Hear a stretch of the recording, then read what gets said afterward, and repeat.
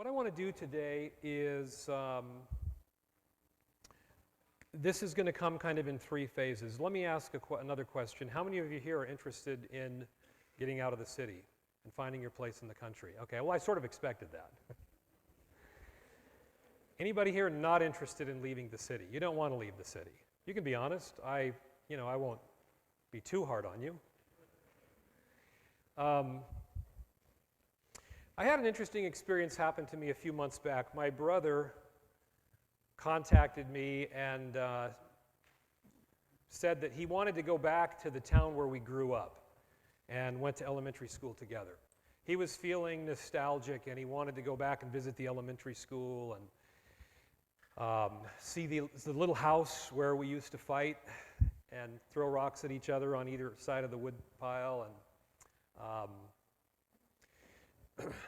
I was interested in going too. It just so happens that that was in the town of, maybe I shouldn't call it a town, but the little village of Angwin, California. Anybody here ever been to Angwin? Pacific Union College, okay. Well, a good part of my growing up years were there in Angwin, and my brothers and I would walk to school on a trail. And so as soon as my brother said, I want to go back, something came back to me, which is, to my way of thinking, pretty remarkable. Because what I'm getting at is I want to talk to you about how the country living dream was born for me. And somehow I'd forgotten really where it started, the seed for that dream of a country lifestyle. But when my brother said he wanted to go back, all of a sudden it hit me. There was a trail through the forest that we would walk to school, and there was a spot halfway to school on this trail that kind of meandered along above a little creek in a kind of a dark forest. And I am sure that almost every day on that trail, I would think to myself, someday I'm going to have my own place in the country. Isn't that amazing? That was in elementary school. Why I forgot that, I don't know, especially because it was something that I thought of. I'm sure it seems every single time I walk that trail. I can see it in my mind's eye, the place by the creek with the water running through that creek, and I would think to myself, I want to live in a place like this one day. I want to have my own place in the country. And what's, I suppose, even more remarkable is even though I forgot where that dream was born, I forgot the beginning of the dream, God didn't forget. And the time would come when I would be living in the country. I would have my own place in the country with the forest and the trail. And someone one time was quick to remind me, Dave, it's not your place. And that's true. It's not. But I'm so thankful that God didn't forget. I find it interesting that he planted that dream in my heart so long ago. And somehow over time it seems like I didn't come up with this label. But I've had opportunities now to bump into people who maybe they saw a DVD or heard a CD or whatever, and they said, oh, you're the country living guy. So somehow I became the country living guy. And I got to tell you, it's been a fantastic, fantastic journey and a change in our life. It's been such a blessing. It has changed our lives completely. I look at the decision to move to the country as being one of the most important decisions in our lives. And it has been a blessing in every way. I'll quickly add that it's been hard. In fact, the last 12 plus years have been, at many times, no doubt, the hardest times in our lives.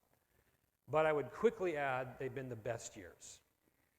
I wouldn't trade this experience for anything. It's been a blessing for our marriage. It's been a blessing for our family, bringing up a little girl in the country. I wish so much that I'd had the experience that she's been able to have. I think about times I looked out the window and my little girl was eating between meals, and I know Ben may touch on this, we shouldn't be eating between meals, but she was out in the blueberry patch eating blueberries, fresh off the blueberry bush. And maybe I should have run out and stopped her and said, don't eat between meals. But I was looking, thinking, man, I wish I could have grown up that way. But I'm so thankful for the blessing that country living has been to us. It has been a blessing even in this economy. You know, I hope that nobody misunderstands me, what I'm going to say right now, but I'll qualify it, so I'll try to save my hide here, but I'll stick my neck out first. We live a millionaire lifestyle, but we're not millionaires. I mean, we live on 10 acres surrounded by some of the most beautiful scenery in this country.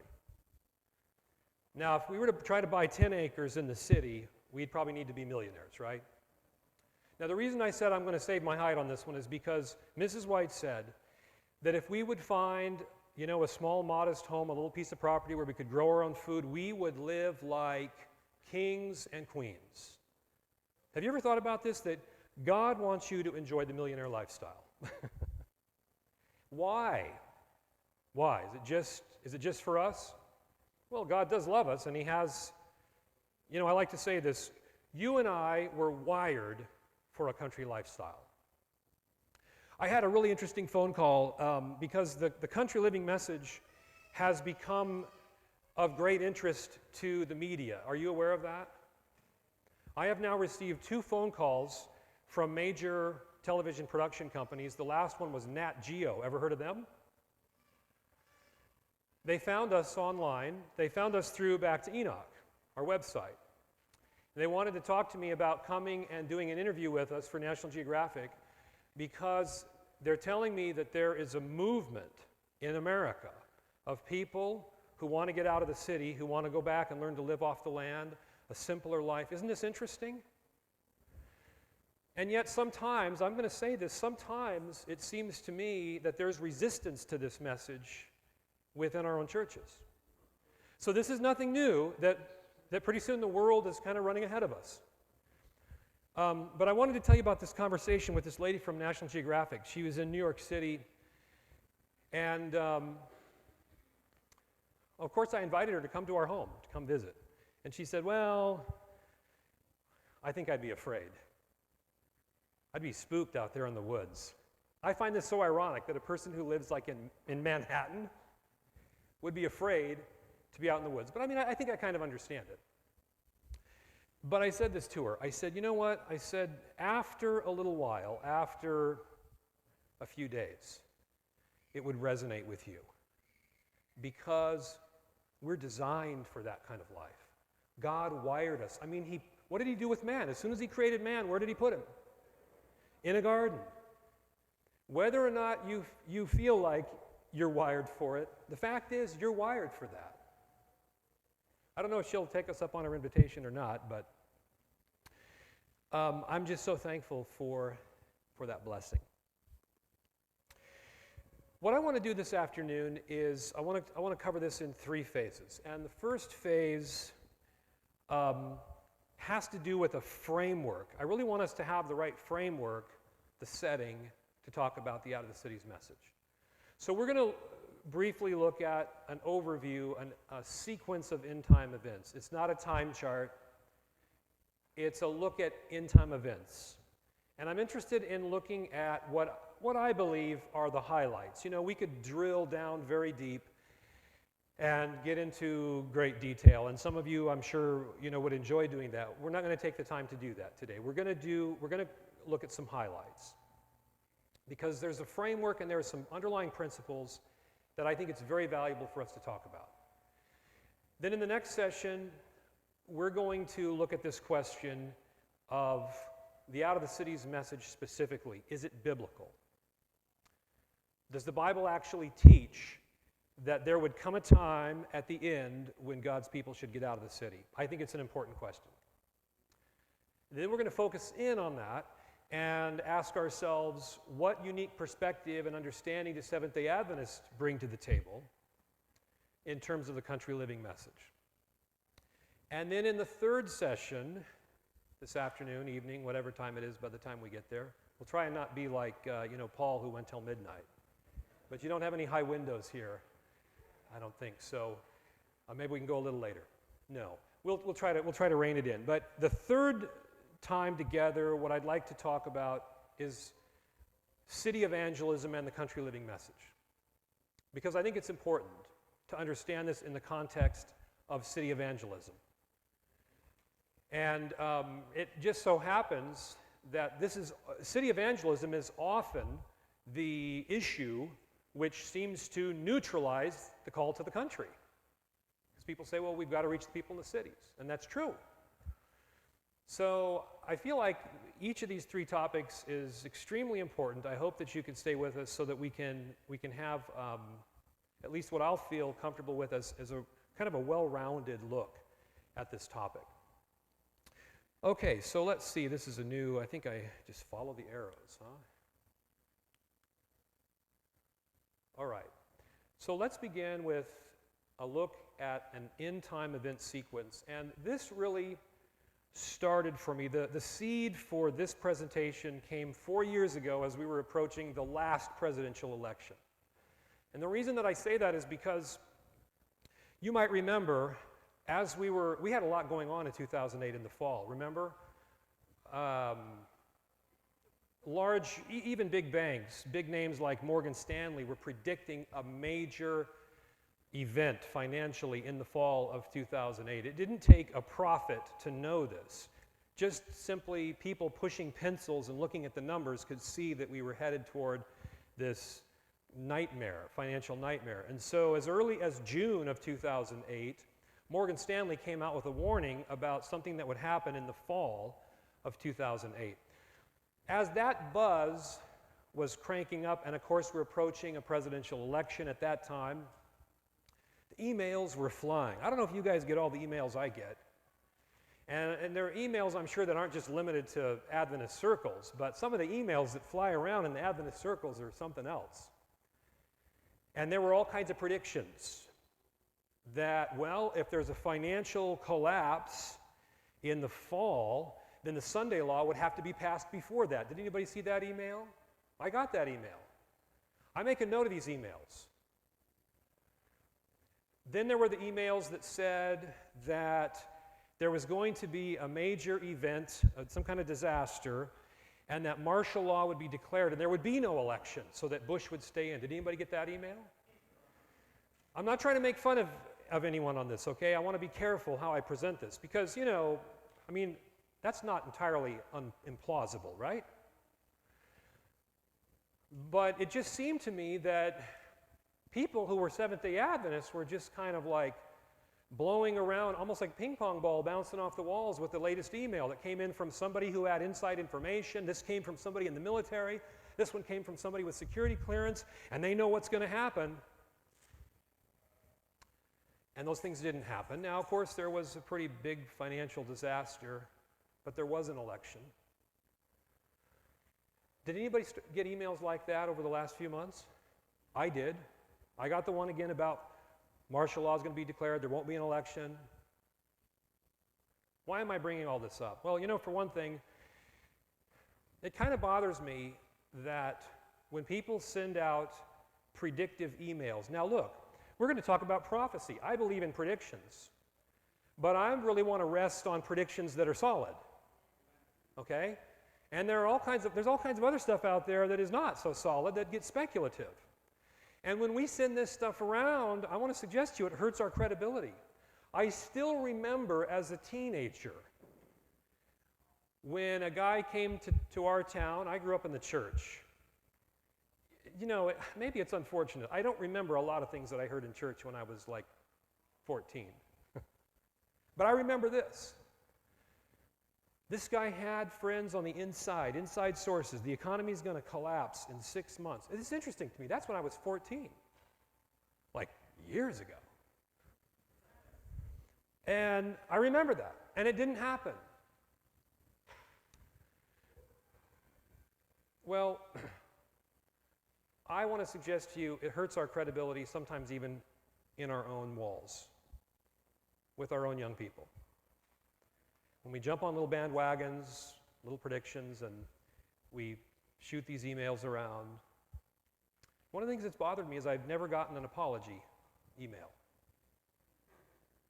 after it didn't happen. But I've gotten another email about the next thing that's going to happen from the same people. My point is this. It really had me concerned in 2008. And I thought, there must be a better way. I mean, after all, we're called people of the book, right? So we're people who have a more sure word of prophecy, right? We have also a more sure word of prophecy, 2 Peter 1:19. And I felt like I want to go back and I want to just lay out a sequence, a sweeping sequence of end-time events that would help me so that when I get these emails, because I don't believe in just having your head in the sand either, but when somebody comes along and they say this or that or whatever's going to happen next, I can kind of plug it into that. And I can ask myself, does it fit? Does that make sense to you? Does it fit? And so that's why I put this presentation together. And so that's what we're going to do. So here we are in 2012. And let's just jump right in. Now, there's a lot of places we could start, but let's start now, all right, since that's where we are. So it's a little bit off the screen there. Let's see. 2012, and let's drop into this line. It's not a timeline because I don't have any dates for you today, okay? Let's drop in some events. How many of you are familiar with the National Sunday Law, the concept of such a thing? Okay, most of the hands went up. Okay, so we're going to put that there. We're going to put the final close of probation, and then, of course, we're going to put the second coming. Now, what I'm interested in is what's going to happen between now and the second coming. What are the highlights? What are the big points along the way that could be helpful for us as we look at events, as people start to send us more of those emails or whatever? We got to plug them in to help us to understand. And by the way, there's something interesting that's going to come out of this study as it relates to the country living message.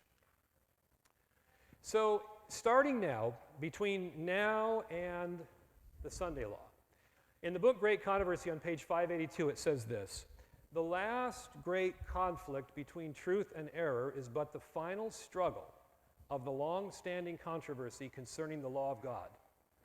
Upon this battle we are now entering." Now that comes from a chapter called The Impending Conflict.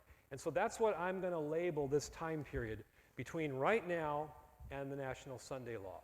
And now let's drill down a little bit. Let's see if we can understand better what we should expect to happen that's going to take us from here to the National Sunday Law. Because I think that's something that's been misunderstood. I think there's been a fair amount of confusion about that as well. Let's see what we can find in inspiration. And we'll start by turning to Revelation 18:10, where it says, "Standing afar off for the fear of her torment, saying, Alas, alas, that great city Babylon, that mighty city, for in 1 hour is thy judgment come." Now here's something, this is a big takeaway that I hope that you'll get from this. That one of the things I'm finding as I'm looking at Bible prophecy in the context of what's happening now in the world around us is that the focal point is honing in on cities, on metropolitan areas. Now, I could cite a number of examples for this. I won't spend a lot of time there. But militaries, more and more, are having to focus on fighting in what they call the urban environment. There is more and more focus. In fact, we posted a very interesting video from the United States Air Force on Back to Enoch, and now I'm trying to remember if that connection is still easily accessible. It was 2 or 3 years ago I posted this. It was an official video showing development on something called MAVs. Have you heard of MAVs? That stands for Micro Air Vehicle. Now, when I describe this, you might be thinking, this sounds like science fiction. It's not science fiction. It's real. And it's an ongoing technology. They're trying to develop very small flying robots that look like birds and now even insects. And birds that can even carry a payload. And in this video from the Air Force, they show, it's all a digital representation, but you get the concept. When you see this thing that looks like a real bird, flies up and lands on a power line, and the voice narrating the video explains that they will be able to recharge their battery by landing on power lines.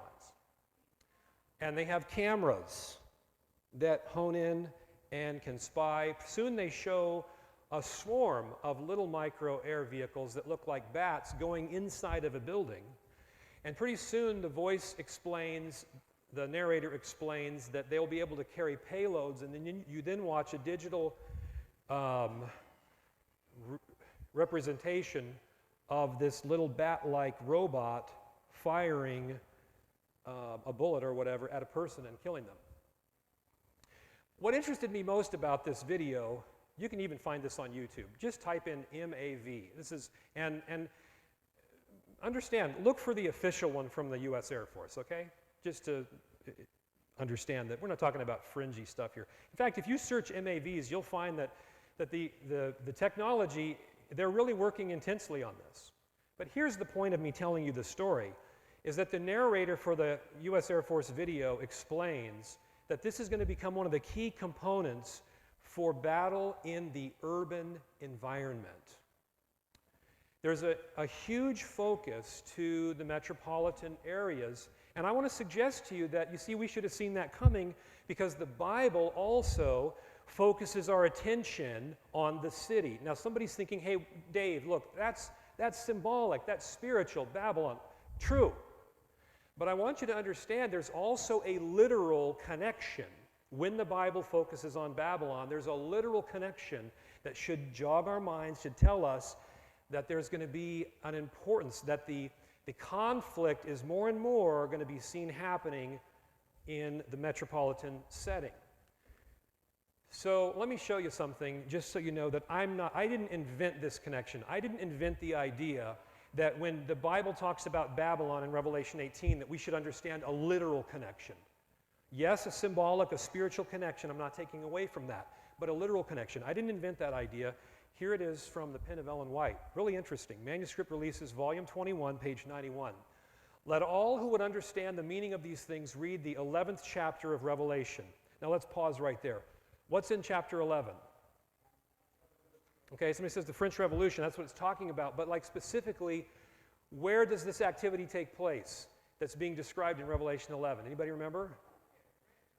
Okay, but what does Revelation 11 tell us? Where is it? Great city, and it names two cities. One of them we don't think of as a city, right? It says Sodom and Egypt.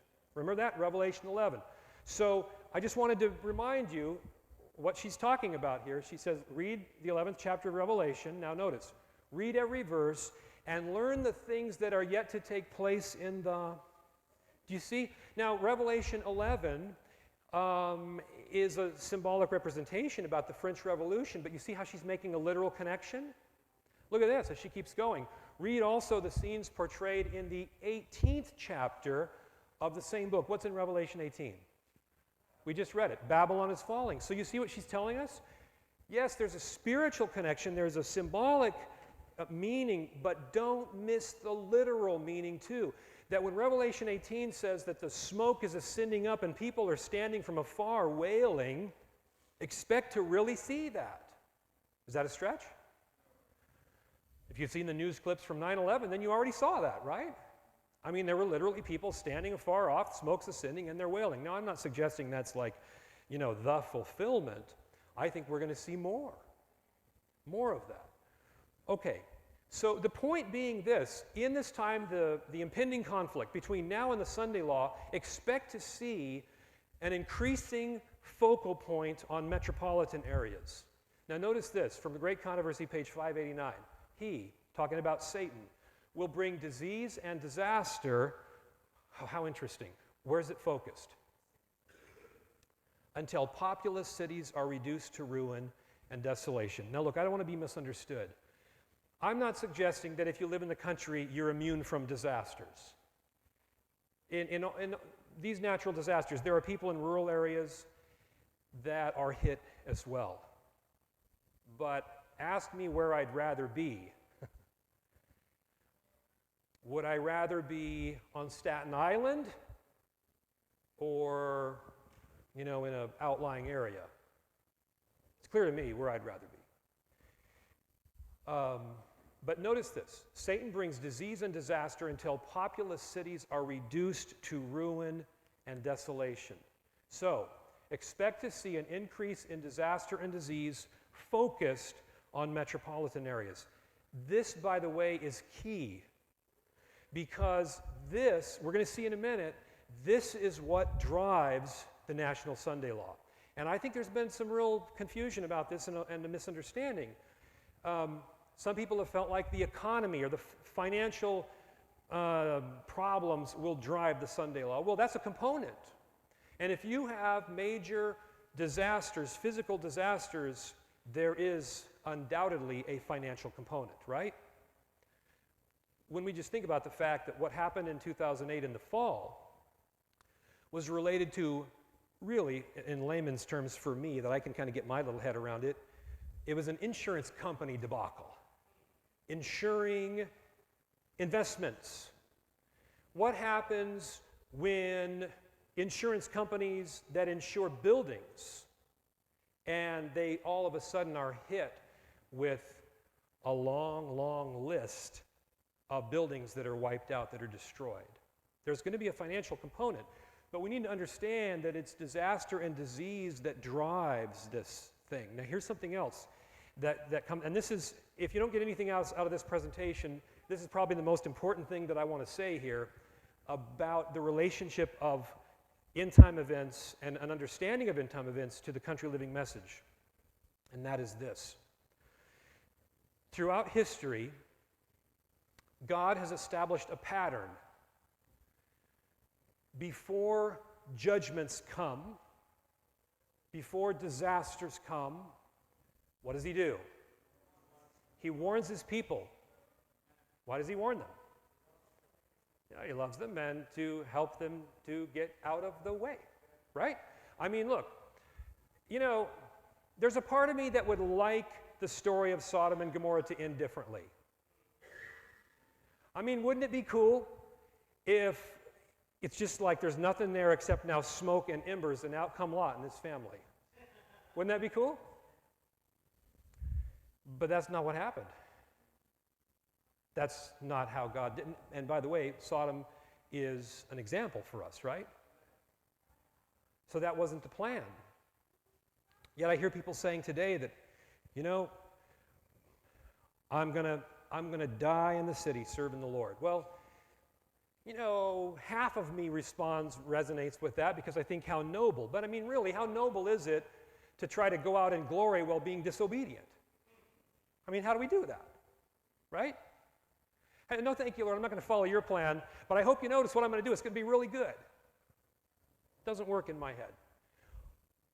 So, we could go on, right? We could go on. We could talk about Jerusalem. What was the plan? What was God's plan? Warn them. They get out before it comes.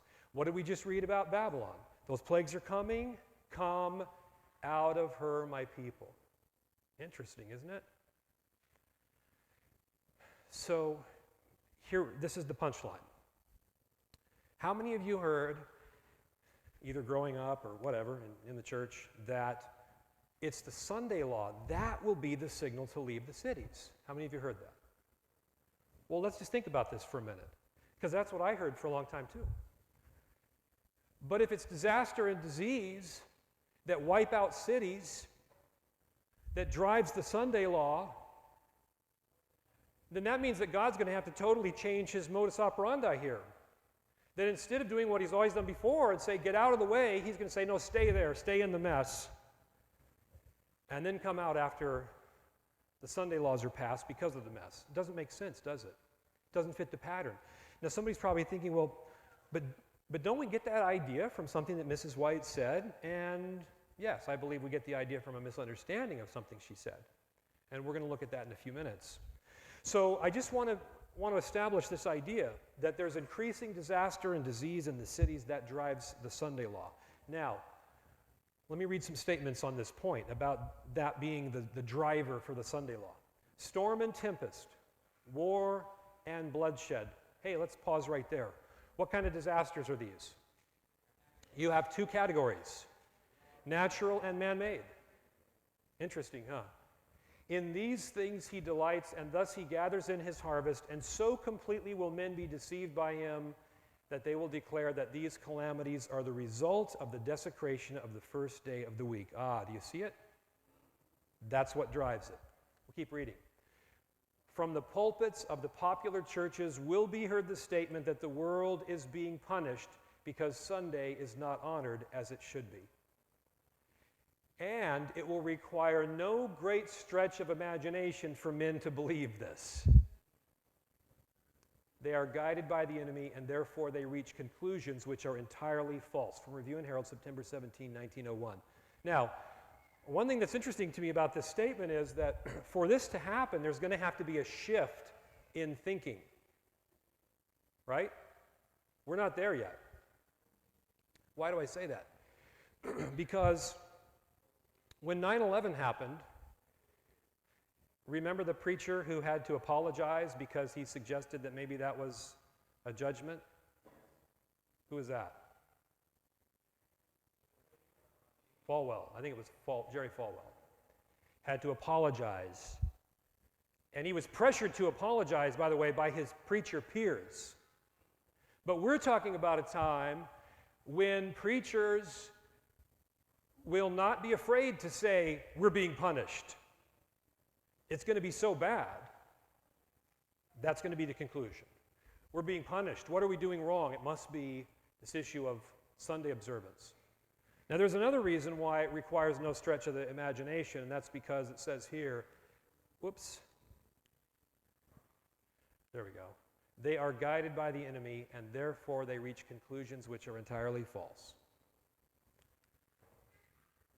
A couple more statements. Men in responsible positions will not only ignore and despise the Sabbath themselves, but from the sacred desk will urge upon the people the observance of the first day of the week, pleading tradition and custom in behalf of this man-made institution.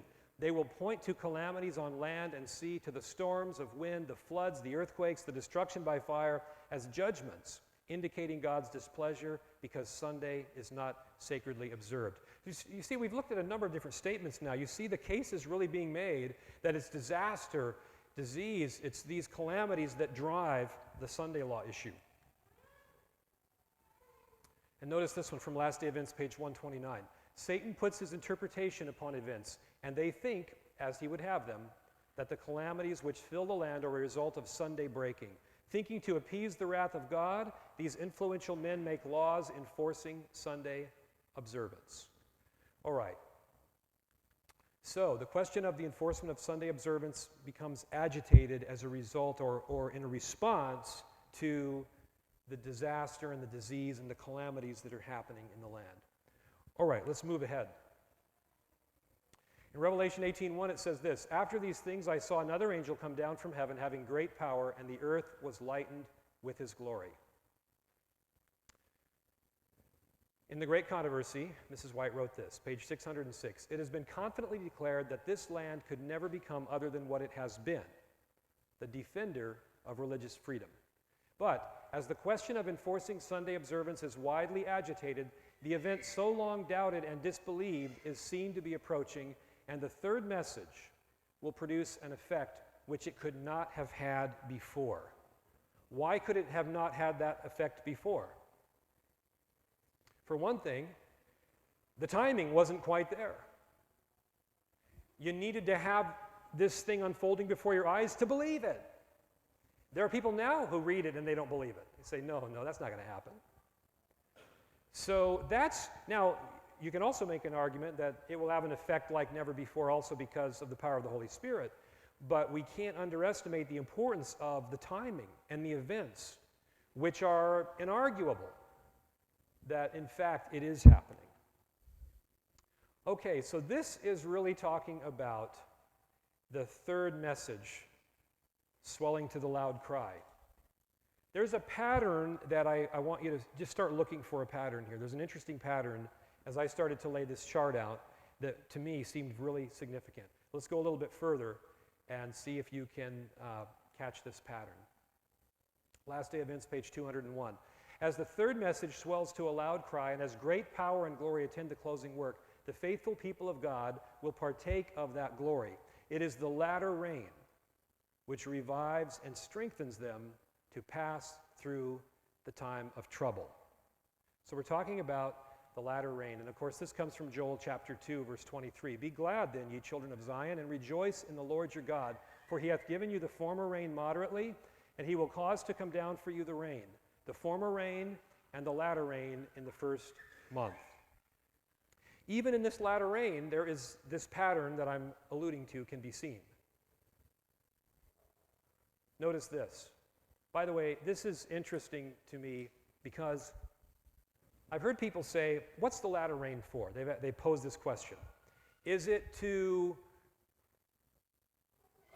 give power to the loud cry, to the message? Or is it to prepare God's people? You know that people argue over that? And to me, that's a pointless argument because we're told that it's for both. Right here in Early Writings, page 86. At that time, the latter rain, or refreshing from the presence of the Lord, will come to give power to the loud voice of the third angel and prepare the saints to stand in the period when the 7 last plagues shall be poured out. So let's go back to our chart. We'll put the latter rain there. And there's one more thing I want to put before I ask you the quiz question. What's the pattern? Okay. This comes from Testimonies for the Church, volume 6, page 332. This was written in 1900. We are in the shaking time. Have you seen that one before? We are in the shaking time. Is the shaking time only in the past, though? Something that happened? No, notice this. Evangelism, page 360. In the absence of the persecution, there have drifted into our ranks men who appear sound and their Christianity unquestionable, but who, if persecution should arise, would go out from us.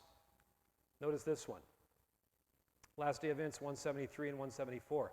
The time is not far distant when the test will come to every soul. The mark of the beast will be urged upon us. Those who have step by step yielded to worldly demands and conformed to worldly customs will not find it a hard matter to yield to the powers that be, rather than subject themselves to derision, insult, threatened imprisonment, and death. The contest is between the commandments of God and the commandments of men. In this time, the gold will be separated from the dross in the church. Is that a reference to the shaking also? But that's future, right? So what does that tell us? Well, we were in the shaking time clear back in 1900, so it's kind of off the chart here on the left. But it keeps going. Now, do you see the pattern? What's the pattern? Exactly.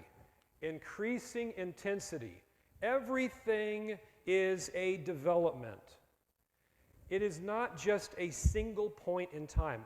To me, this was huge to start to understand this idea, because there's certain things I heard about as an Adventist, and I just thought that's a point in time. It's just an event. One day it could be in the news. Hey, it happened. But it's a development. It's a process that starts small and increases over time. We see it with the disaster and disease. We see it as the Sunday law question is starting to be agitated, and it goes from the people talking about it, the pastors talking about it, the legislators talking about it. We see it with the third angel's message swelling to the loud cry. We see it in the latter rain. The latter rain even has been taught to us by God himself as the early rain and then the latter rain. And then we see it in the shaking, this increase in intensity. And what's interesting to me is that pattern now will continue as we go through in some interesting ways. So let's move on. And I want to read this quote because there was a statement that Mrs. White made in the book Early Writings, and there were people that got confused about it, and there was a lot of discussion like, what did you mean by this? And so in a subsequent edition of Early Writings, she explained the statement. So this is kind of interesting. Something that was confusing, or people became confused for whatever reason, she goes ahead and she clarifies it in a later edition of the book. So this is on page 85, 86, I think, in Early Writings, and she's talking about something that appears on page 33.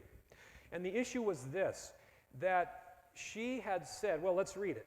Here's the quote that she's going to explain from page 33. I saw that the Holy Sabbath is and will be the separating wall between the true Israel of God and unbelievers, and that the Sabbath is the great question to unite the hearts of God's dear waiting saints. I saw that God had children who do not see and keep the Sabbath. They have not rejected the light upon it. And at the commencement of the time of trouble, we were filled with the Holy Ghost as we went forth and proclaimed the Sabbath more fully. That's the quote now she's going to explain. Well, why was there confusion about that? Because people said, hey, wait a minute, the time of trouble, but the time of trouble is after the close of probation. And who needs to go preach about the Sabbath at that point? Nobody's going to change their mind. So they're raising a question. So Mrs. White says, okay, let me explain. So are you with me? So she's going to give the explanation now to this apparent dilemma. This view was given in 1847 when there were but very few of the Advent brethren observing the Sabbath. And of these, but few supposed that its observance was of sufficient importance to draw a line between the people of God and unbelievers.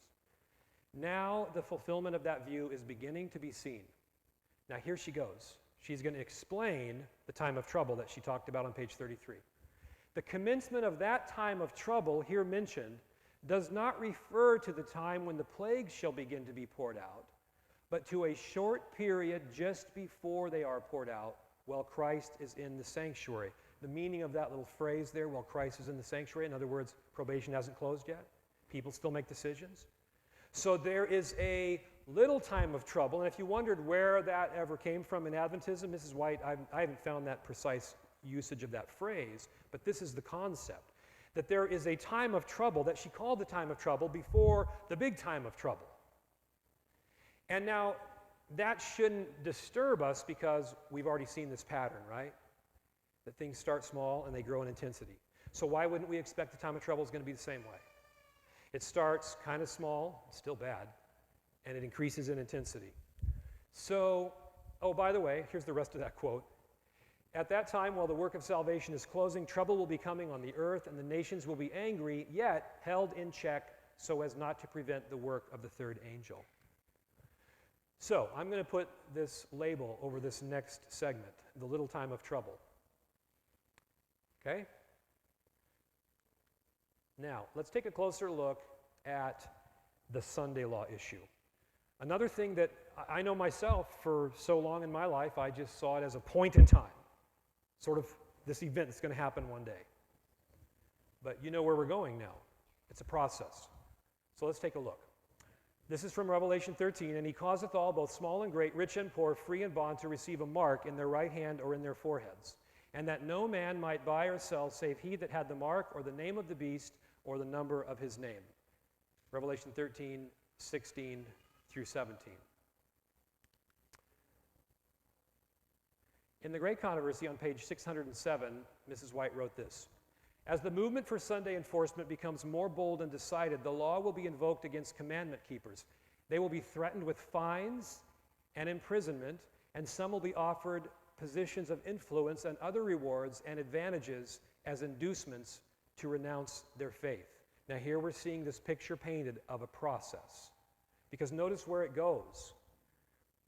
In the Desire of Ages, pages 121 and 122, in the last great conflict of the controversy with Satan, those who are loyal to God will see every earthly support cut off. Because they refuse to break his law in obedience to earthly powers, they will be forbidden to buy or sell. It will finally be decreed that they shall be put to death. There it is again. It's a process. Starts mild, increases in intensity. But notice this. It increases in intensity, and it increases in another way as well. Testimonies for the Church, Volume 6, page 18. As America, the land of religious liberty, shall unite with the papacy, enforcing the conscience and compelling men to honor the false Sabbath, the people of every country on the globe will be led to follow her example. Now here's another kind of increase. What is it? This is a geographical increase, an increase in scope and breadth. Another statement, Testimonies for the Church, Volume 6, 395. Foreign nations will follow the example of the United States. Though she leads out, that's pretty interesting, isn't it? People are suggesting, hey, is it starting somewhere else? Is it starting in Europe? Now, my purpose here is just to show you, what I found in inspiration. Though she leads out, talking about the United States, yet the same crisis will come upon our people in all parts of the world. So here we have increasing Sunday legislation. Starts mild, inducements, fines, imprisonment. It keeps increasing in intensity, no buying or selling. ultimately a death decree. And it increases in scope until it becomes international. Now, I always put this picture here so that I won't forget to say something. That's one of our garden pictures. And before you, I heard someone say something admiring back there. Look, I'll have to make a confession, okay? It's only fair because we had a gardening seminar at our house. And so we had a bunch of help. Hey, look, it's a great way to plant your garden. Hold a gardening seminar. Bring in a master gardener. You know what? I had people fighting to plant stuff in that garden. I couldn't even get my hands on the seeds. Anyway, the reason I bring this up is because, let me go back. This period of time here, little time of trouble, this is when you're going to get the maximum leverage from country property, from a country lifestyle. Why do I say that? Well, because we're in this time of no buying and selling. Remember that quote that Ben read? We'll look at it again here in a minute. In fact, let's see, maybe we can look at it right now. Adventist Tome, page 141. Again and again, the Lord has instructed that our people are to take their families away from the cities into the country where they can raise their own provisions, for in the future, the problem of buying and selling will be a very serious one. Now, if that's not talking about the little time of trouble, if that's not talking about the Sunday law development, then I don't know what it's talking about. We should now begin to heed the instruction given us over and over again. Get out of the cities into rural districts where the houses are not crowded closely together and where you will be free from the interference of enemies. You know, this is such an important concept to me. The country living message, as much as anything, is about God wanting to position his people so that they can be as useful as possible when the crisis is at its peak. You with me? I want to suggest to you, it has everything to do with us being useful instruments, useful agents to help a suffering world. And people say to me, well, look, how realistic is that? So everybody in the city comes out because they know you've got food. What are you going to do?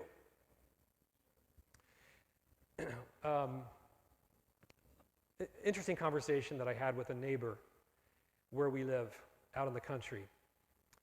I think that he considers himself a Christian.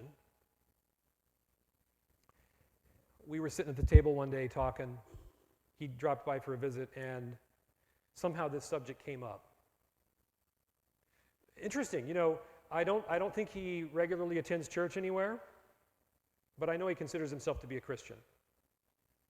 But he's already thinking about what's going to happen when stuff comes down in the cities and the people start coming up to our neck of the woods. He brought it up. And the topic of what are you going to do when they get to your house came up. And you know what he told me? He said, I'm going to shoot him. See, there's a dirt road that goes into where we live, and there's a few other people that live there in the woods. And he said, hey, we're going to get the neighbors together. We're going to set up our own posse. We're going to be parked out there at the head of this road, and nobody's coming in. And I said, what if they did get in? What if there's more of them than there are of you? What if you're outgunned? And they get to your house, what you going to do? He said, I'd still shoot him. So I tried this on him. Honestly, I don't know that I convinced him, okay? So how's that for a prelude? I'll try it on you. But I think I'll have an easier job convincing you. Look, if they come to me, I mean, that's the whole point, right? I mean, isn't this like our dream? They're coming to me. Hey, look, I not only have food, I got answers. Well, come on in and we'll cook something up for you. Maybe they'll be more urgent. Maybe they'll want to take our stuff. Hey, what am I going to do? Give it to them. And here's my rationale. If there's ever a time that God could multiply the loaves and the fishes, don't you think that might be one of those cases? In fact, look, this is not a stretch. I didn't just make that idea up. I don't know how it was one day it just hit me. hit me in the face as I was reading the story about Jesus multiplying the loaves and the fishes. And this is so interesting. How did he do it? How did he do it? He could have created it out of thin air, could he not? But what did he do? He turned to the one person who showed up prepared. Isn't that interesting? One person who had food in a crisis. He said, hey, come here. And that's when he worked that miracle. And I told my neighbor that. I said, that's when I'm counting on a miracle. And by the way, if somebody comes in a crisis and you've got food, and they thought they took it all, and they come back and there's more,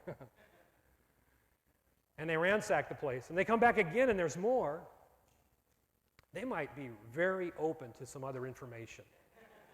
Right? See, I really believe this is all about positioning.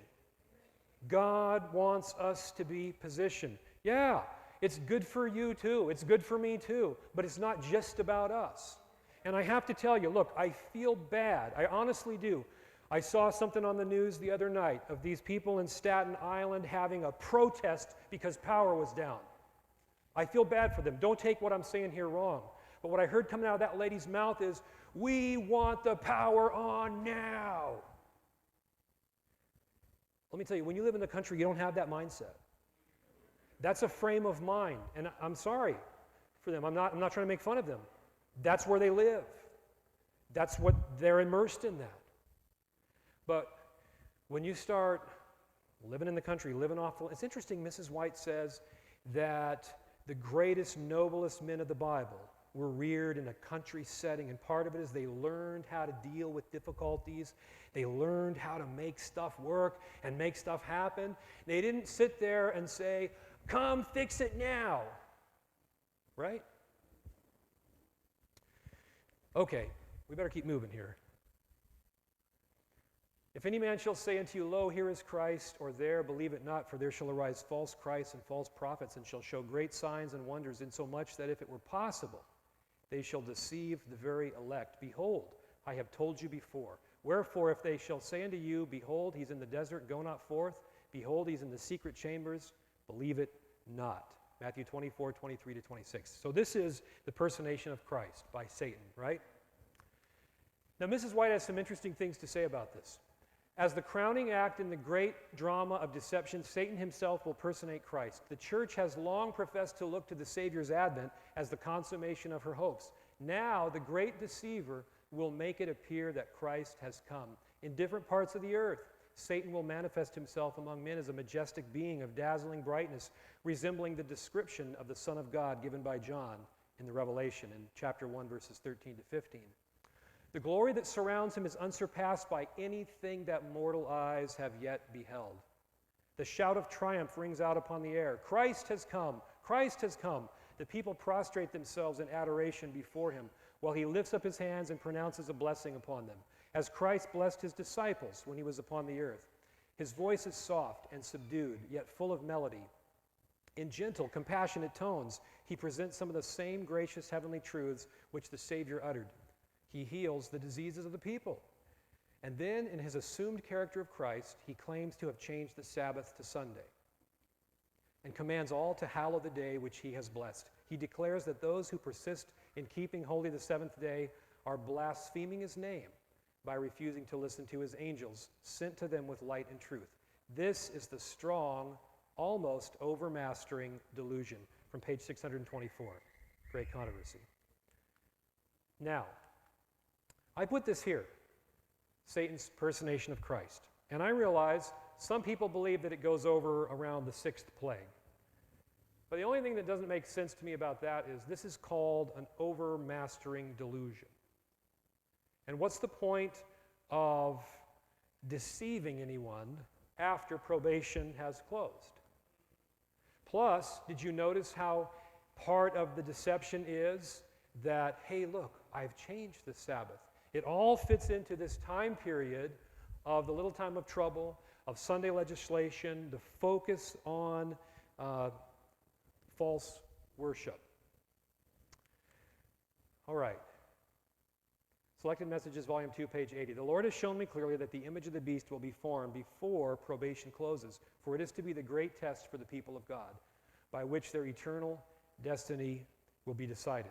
Now, there's more in this passage. If you read it, I believe the context is very clear that this is talking about when she says that the image of the beast will be formed, she's speaking synonymously of the Sunday law development. And I realize there are some people out there that think differently about that.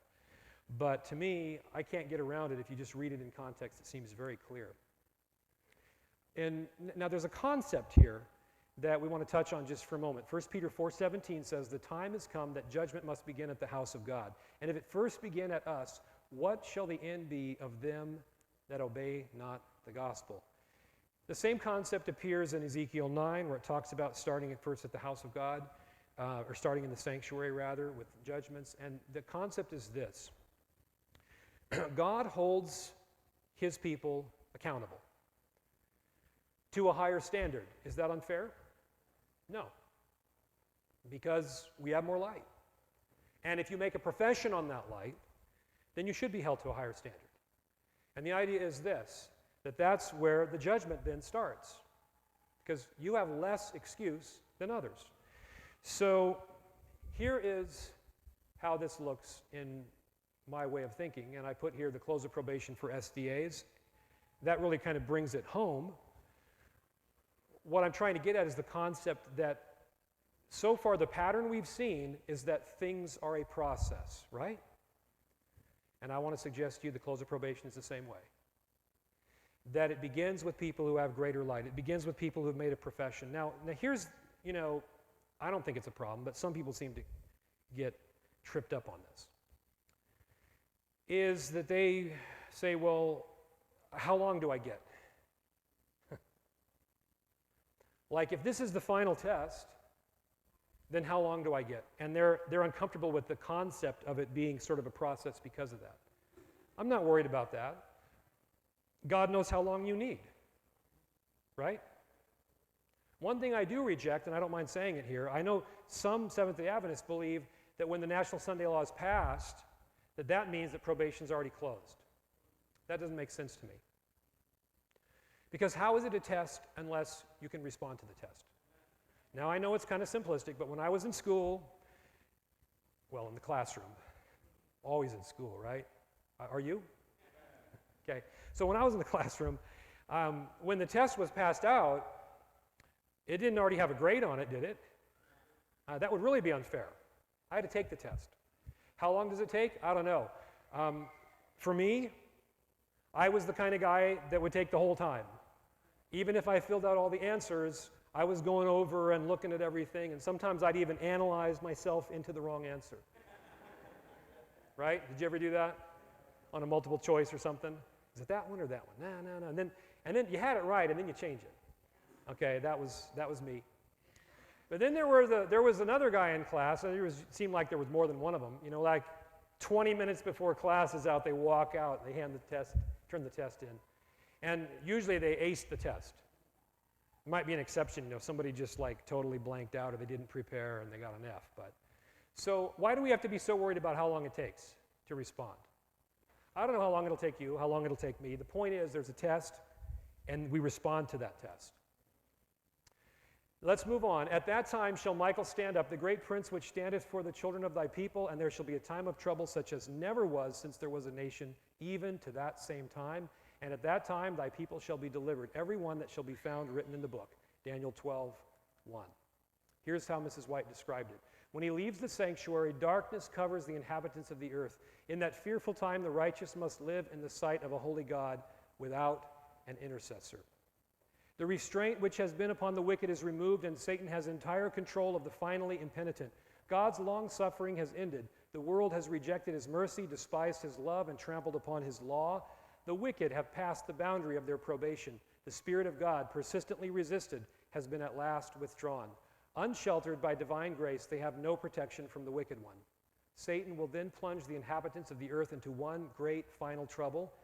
And as the angels of God cease to hold in check the fierce winds of human passion, all the elements of strife will be let loose. The whole world will be involved in ruin more terrible than that which came upon Jerusalem of old. page 614.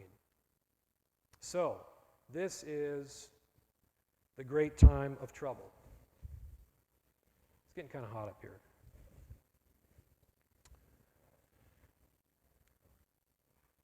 Revelation 15:1, and I saw another sign in heaven, great and marvelous, 7 angels, having the 7 last plagues, for in them is filled up the wrath of God. Early Writings 36, I saw that the 4 angels would hold the 4 winds until Jesus' work was done in the sanctuary, and then will come the 7 last plagues. So the 7 last plagues follow the close of probation. Notice this one, Great Controversy 6:27 and 8. When Christ ceases his intercession in the sanctuary, the unmingled wrath threatened against those who worship the beast in his image and receive his mark will be poured out. The plagues upon Egypt when God was about to deliver Israel were similar in character to those more terrible and extensive judgments which are to fall upon the world just before the final deliverance of God's people. So, here are the 7 last plagues. Now, there's something interesting about the 7 last plagues. I think it's interesting. We'll go ahead here and I'll show you. Revelation 13:15 says this, he had power to give life unto the image of the beast, that the image of the beast should both speak and cause that as many as would not worship the image of the beast should be killed. So here we have the death decree.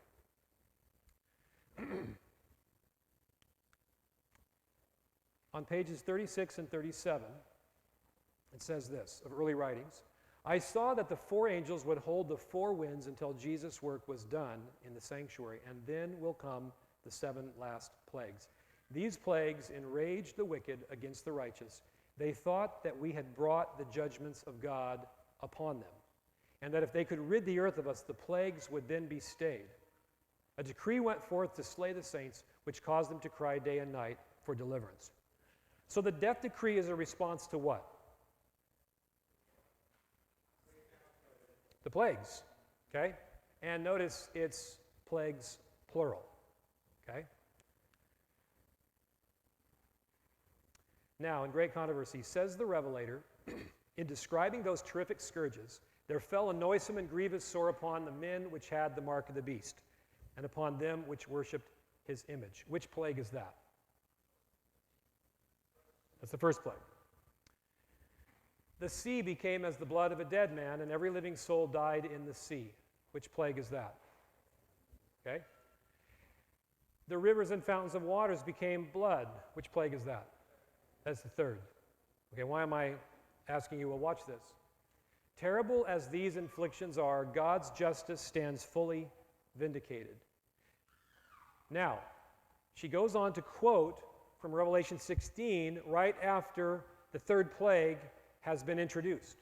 The angel of God declares, Thou art righteous, O Lord, because thou hast judged thus, for they have shed the blood of saints and prophets, and thou hast given them blood to drink, for they are worthy. Very interesting. Now notice what Mrs. White said about this. By condemning the people of God to death, that's a death decree, they have as truly incurred the guilt of their blood as if it had been shed by their hands. Did you catch something here? That the death decree, in God's eyes, is the same as if they'd gone ahead and killed them. But the point is this. We know that the death decree comes in response to the plagues, plural, so you've got to have at least 2. And by the third plague, this comment is made by the angel, which tells us that the death decree must have come. So I'm suggesting that the death decree, it's my understanding, must come right about there, between plagues 2 and 3, or in that area, because by the third plague, that statement is made. Okay? Reading on. A decree will finally be issued against those who hallow the Sabbath of the 4th commandment, denouncing them as deserving of the severest punishment and giving the people liberty after a certain time to put them to death. Romanism in the Old World and apostate Protestantism in the New will pursue a similar course toward those who honor all the divine precepts. The people of God will then be plunged into those scenes of affliction and distress described by the prophet as the time of Jacob's trouble. Thus saith the Lord, we have heard a voice of trembling, of fear, and not of peace. All faces are turned into paleness. Alas, for that day is great, so that none is like it. It is even the time of Jacob's trouble, but he shall be saved out of it. Jeremiah 35-7. And reading here from Great Controversy 6:15 and 6:16. So that death decree, as I understand it, becomes the spark, kind of the start of the time of Jacob's trouble. Now, this is interesting. Mrs. White wrote this. As Satan accuses the people of God on account of their sins, the Lord permits him to try them to the uttermost. Their confidence in God, their faith and firmness will be severely tested. As they review the past, their hopes sink, for in their whole lives they can see little good. They are fully conscious of their weakness and unworthiness. Satan endeavors to terrify them with the thought that their cases are hopeless, that the stain of their defilement will never be washed away. Boy, it sounds fearful, doesn't it? He hopes so to destroy their faith that they will yield to his temptations and turn from their allegiance to God. Though God's people will be surrounded by enemies who are bent upon their destruction, yet the anguish which they suffer is not a dread of persecution for the truth's sake. They fear that every sin has not been repented of, and that through some fault in themselves they will fail to realize the fulfillment of the Savior's promise. I will keep thee from the hour of temptation, which shall come upon all the world. Revelation 3:10. If they could have the assurance of pardon, they would not shrink from torture and death. But should they prove unworthy and lose their lives because of their own defects of character, then God's holy name would be reproached. You see what it is that puts them in such anguish? They don't want to misrepresent God. Here's a question to ponder. Don't answer out loud. Are we there? Are you there? Am I there? Where I'm more concerned about maybe letting God down than I am about what the outcome might be to my physical person. Well, this takes us up to the very end. Deliverance comes, doesn't it? Huh? Well, look, this would be a real bummer if we couldn't go there, right? Because this whole chart is like this increasing bad, right?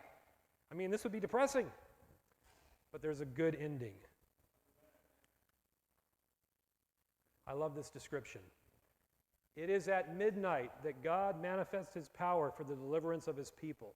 The sun appears, shining in its strength. Signs and wonders follow in quick succession. The wicked look with terror and amazement upon the scene, while the righteous behold with solemn joy the tokens of their deliverance. Everything in nature seems turned out of its course. The streams cease to flow. Dark, heavy clouds come up and clash against each other. In the midst of the angry heavens is one clear space of indescribable glory, whence comes the voice of God like the sound of many waters, saying, "It is done." From Revelation 16:17. You know, I don't like to comment on pictures in my presentation because it's not a slideshow. But this is my favorite picture of the Second Coming. There's been a lot of great paintings of the Second Coming, but the reason this is my favorite one is because, you know, I got to be careful how I say this. I mean, no criticism to any wonderful artist who's tried to depict the glory of this scene. But, you know, the pictures that, like, mom and dad are in their Sabbath best, and the angel is bringing the little baby, maybe who died, and she's all ready for cradle roll, you know, in a little dress, little pink dress. It's like, I don't think so. I like this picture a lot better. I mean, those people are like, they're ragged. Really, you know, face it, they've been through the ringer, right? I want to be in that group. Don't you? I want to be one of those people that's looking up saying, "Lo, this is our God. We have waited for him and he will save us." It's going to be a great day. We got to get there, folks. What do you say?